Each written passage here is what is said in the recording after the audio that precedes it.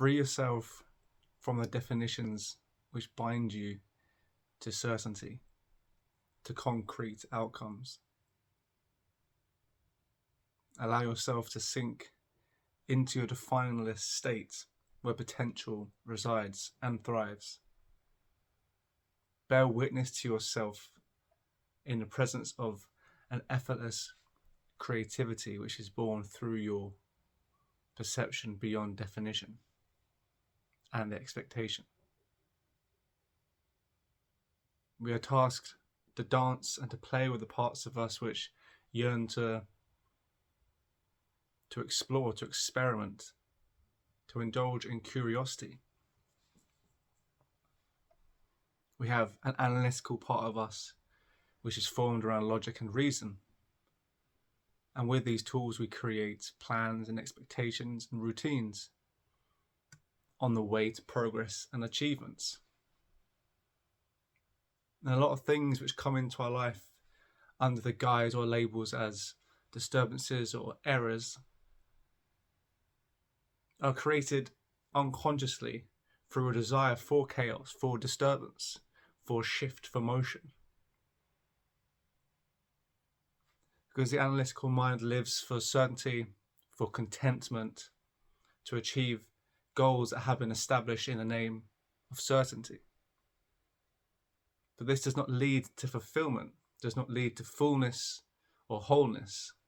For what we create in the name of certainty is not potential but limitation.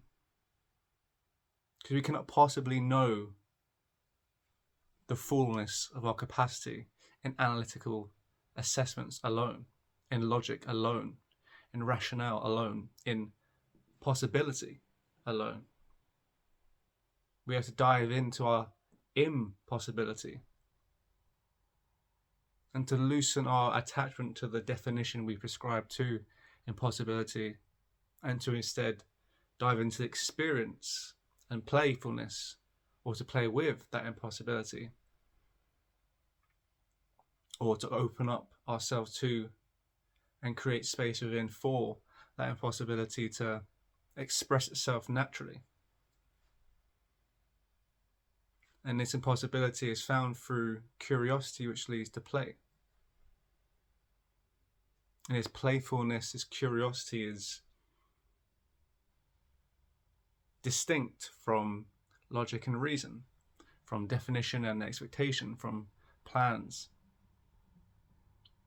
For our curiosity is not interested in contentment. Our curiosity isn't interested in possibility. It's interested in impossibilities.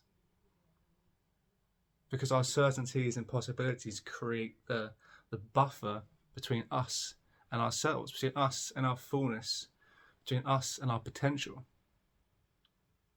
We cannot fully know in our definitions and in our analytical mind and in our logic what fully resides in our potential. Imagination, curiosity, play. These things are a part of us as much as the plans that we create with our analytical mind, and a lot of disturbances in our life can occur as a natural consequence of an unheard part of us which comes through in disturbances or moments of chaos, because we need new room in our lives for curiosity and play, and ultimately creativity in the guise of impossibility to emerge.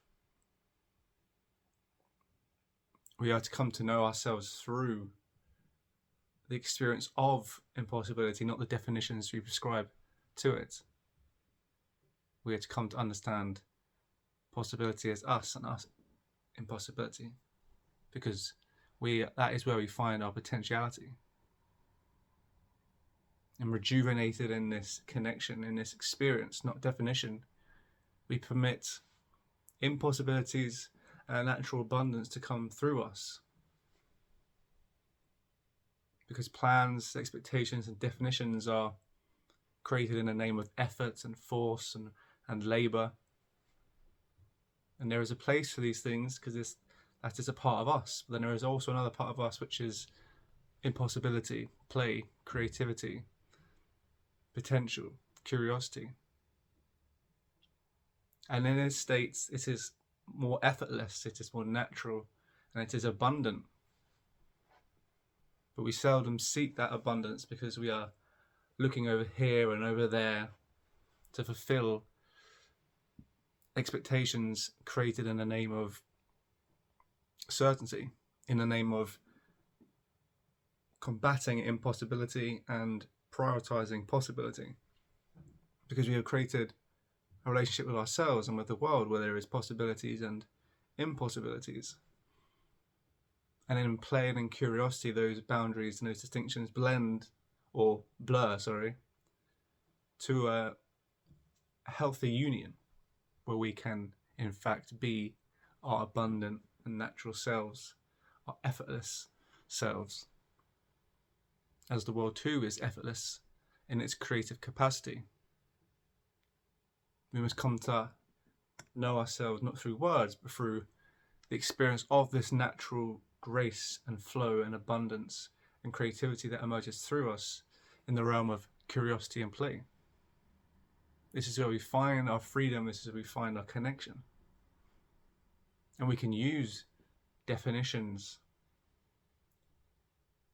and expectations and words to manifest the new ideas that come through in our play with potentiality. And we will indeed be required to create new words to paint with the new colours discovered in our potentiality, in our play with potentiality. Because words and plans and goals have their role within and without. But we cannot be a servant only to that part of us. You must allow potentiality to rise within us, to then be expressed without us into the world, into our lives, for others to see the impossibility within you and me. This is key to our totality. It is important to play with ourselves and to allow ourselves to face the fears of failure in the name of our curiosity, which heeds not to expectation or attachment to certainty. Because often what shields us from our impossibility is the fear of failing in one's expectations or certainties, our plans, our goals. We become too attached to them because we've attributed emotional reliance on them rather than having room to play with both expectation and possibility or play. And to allow ourselves in moments to soften in the presence of our expectations and to allow something new to emerge within us to then be expressed without us into the world. To see that we are abundant and creativity is effortless and graceful if we but allow. And this is our task. To answer the call from ourselves to ourselves in the name of the unheard parts of us, as we are focused entirely on goals created in the image of certainty and not heeding to the parts of us which are grounded in impossibility. This is our freedom. This is our abundance. This is our natural gift and birthright we are born with. And we have disconnected from because we see and experience ourselves in the world only through word and through definition and through plans created in the name of these, in the name of this vernacular, or in the part of us that is expressed in this way. And we miss or have lack of trust in the other part of us because we have labelled it impossible. Label it impossible. So we must use words to our advantage and not let words diminish the returns of an innate abundance within. So I would call to you to play with to allow curiosity to percolate within you, to rise within you, for you then to play with it through expressing yourself in any which way, form, without any goal or outcome, but just to express yourself, to see, and to experiment, and to explore where your unbridled potential and abundance goes. Because it will go in ways routinely where your expectations will have to be dropped, and that won't be comfortable in times. It won't be normal. It won't feel, you'll feel hesitant, but it'll be important to just allow that innate curiosity and abundance and playfulness just to express itself like a child would. You take a child to a play area, you allow them to just play. Obviously, you want to make sure you're not doing reckless things, but at the same time, you want to give yourself a license to explore, because you will ultimately, above this is the ideal of learning versus the other one, which is achieving. The other part of us is achieving. This part of us is more about learning and exploring. So you're ultimately holding your mind and in yourself the ideal of learning, because as you release yourself from language, through definition, through expectation, you are opening yourself up to impossibility, and expression and playfulness is its vehicle.